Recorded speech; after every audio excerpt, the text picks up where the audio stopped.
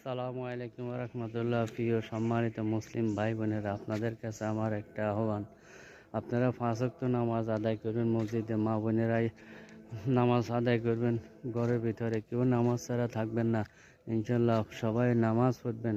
সবার কাছে আমার একটি অনুরোধ, আর যাদের মা বাবা দুনিয়ার থেকে চিরবিদায় নিয়ে গেছে, তাদের জন্য আমার একটাই আহ্বান রইল, 5 ওয়াক্ত নামাজ পড়ি।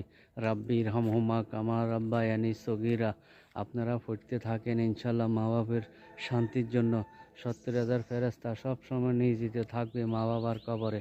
মা বাবা যদি শান্তি থাকে, কবর থেকে আপনাদের জন্য দোয়া পাঠাবে, আপনাদের জন্য রহমত পাঠাবে, আপনাদের জন্য দোয়া করবে আল্লাহ পাকের কাছে। ইনশাল্লাহ আল্লাহ কবুল মঞ্জুর করবে। ভাই, মৃত্যু যে কোনো মুহূর্তে, নামাজ এক বেলাও ছাড়িয়েন না। আপনাদের কাছে আমার একটি অনুরোধ, আপনারা বিরক্ত হইয়েন না, আপনাদের ভালোর জন্য বলতেছি।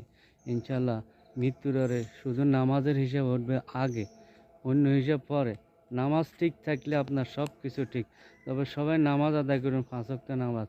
বেশি কিছু বলতেছি না আজকে। আসসালামু আলাইকুম রহমতুল্লাহি ওয়া বারাকাতুহু। মাগফিরাতু ওয়া জান্নাত।